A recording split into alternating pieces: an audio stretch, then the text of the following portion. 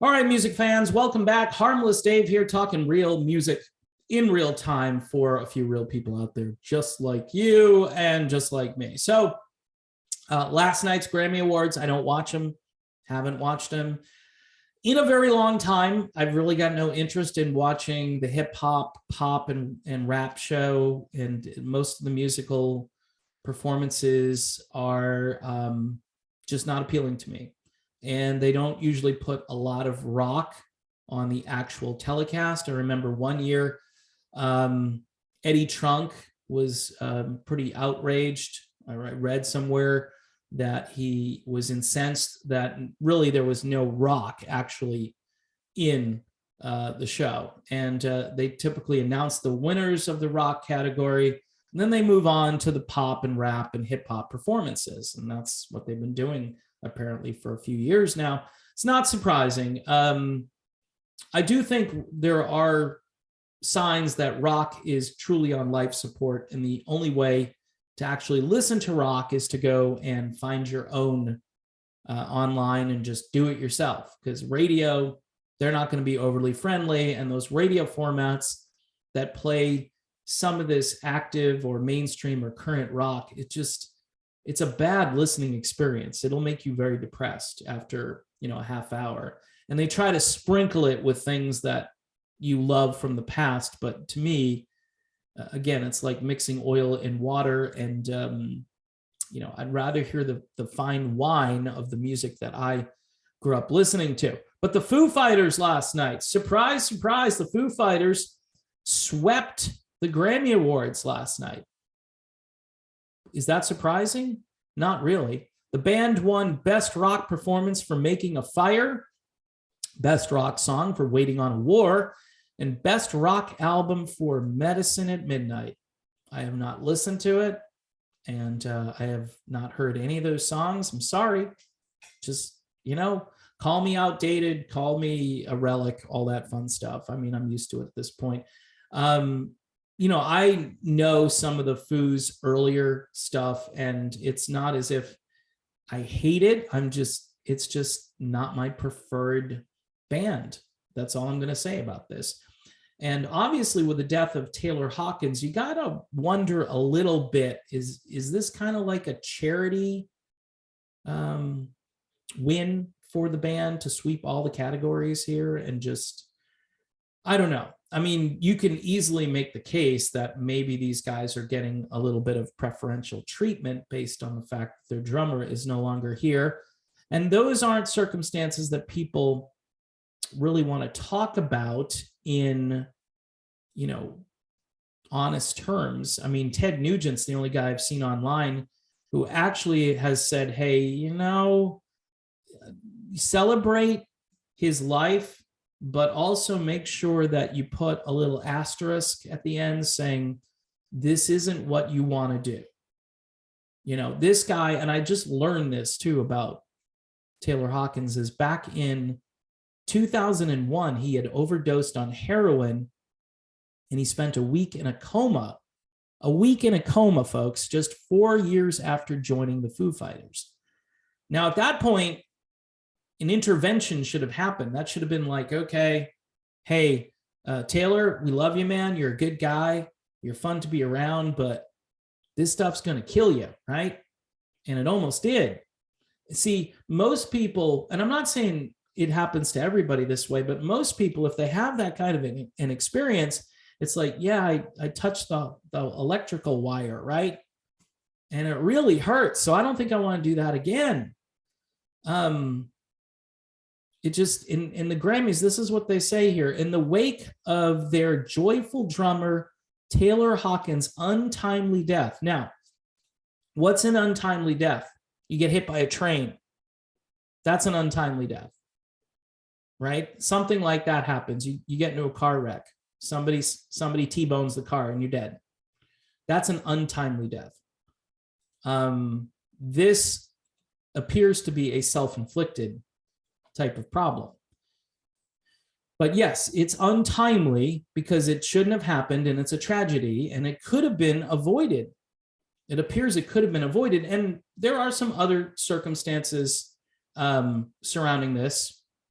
Go Google what's happening to Mike Portnoy right now, who is a real advocate of the protocols and the mandates and the lockdowns and called people selfish and all that fun stuff. I'm not implying that factored into Hawkins' problem here, but we don't know, and we'll never know that. Nobody will debunk that. Well, they'll debunk it because they'll say it's been debunked. That's how they debunk stuff now. They say, do you know that that's been debunked? By who? Oh, they already told us it's been debunked. Who's they? Do some journalism, do a report. But I've said this already, that they would prefer this narrative about the way he passed away. They would prefer that than the other narrative, which hurts.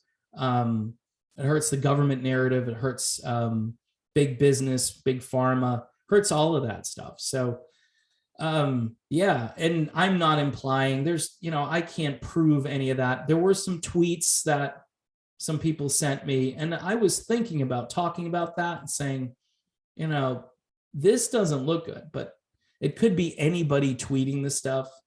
And the person seemed to know Taylor Hawkins. It looked like they knew him, and said he was forced to do certain things that he didn't want to do.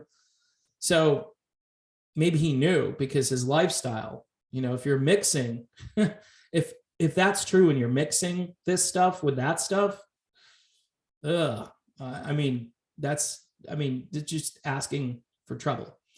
But here's one other little point I want to make here about this whole thing, is that I know we're all on board with causes. We get into causes, and we are, we feel like we're more virtuous if we're into a cause. I mean, the show last night, this was like the Ukraine of the Grammy Awards. This was the Foo Fighters are now the Ukraine of the Grammy Awards, and everybody needs to celebrate this. And you can't ask a lot of questions. What if you're watching this with your kid, and what happened to Taylor Hawkins, Mom? Those are conversations that you need to have. And as much as the family wants their privacy, this isn't a good way to get them privacy, to do this telecast where this is going to be put out there and people are going to cover this. The rock media has been at least somewhat honest in saying what happened without downplaying it necessarily, but everybody keeps pouring in with these tributes like, okay, nicest guy in the world, but he's not here anymore. Nicest guy in the world, right? It's a tragedy. Why did he do? Nobody says, why did he do this? If he has this sunny disposition, is it because he did this stuff? That's why he has this sunny disposition. I remember Carly Simon talking about James Taylor and saying that James Taylor was a vulnerable, decent guy that she could talk to when he was drinking. When he was drinking, he had a sunny disposition. And even though she would want him to stop drinking, right, he was easier to deal with when he was drinking. He was actually a happier person. So that's catch-22. And James Taylor, I'm sure, who's, I think, quit everything, isn't doing that stuff anymore, would probably tell you that, yeah, that's not what you want to do in order to be a better person. So it kind of stinks that maybe this is why this guy was so likable. I don't know. I don't know. I didn't know the guy. You'd have to talk to maybe his bandmates, maybe people who knew him, maybe that guy on Twitter who supposedly knew him well. I don't know. But it is kind of weird that Foo Fighters sweep. It's not surprising, though. It's weird, but it's not surprising. The rock category in general has been suffering for a very long time. I mean, technically, by Grammys standards, rock bands don't have this kind of longevity. Maybe they do, but then there are other bands that kind of compete with them. There are a lot of old-time rock bands that put out albums during the lockdowns and put out lots of music. And again, the Foo Fighters, because they're kind of in that mainstream way of thinking these days on many levels, they're the big winners. So let's reward the people who are, you know, putting forth the right narrative, putting a good example out there when it came to what the government told you to do for 2 years, right? 2+ years now. And even though their drummer passed away and the circumstances, we can't really paper over that, and we can't make that look good. We can just talk about how great of a guy he was. And it's sad. It's super sad, because if he was a great guy, somebody should have helped him. If he was worth helping, which obviously he was, somebody should have stepped in and said, you're not doing this to yourself. And maybe people just backed away because he was a happy, you know, he was a functional, happy abuser of substances and other things. So that's just my take on this. And anyway, the Grammy Awards, they're really not about rock. They haven't been about rock for a long time. And I know this is going to be a story today. The rock community, you know, embraces the Foo Fighters and the Grammys and all that.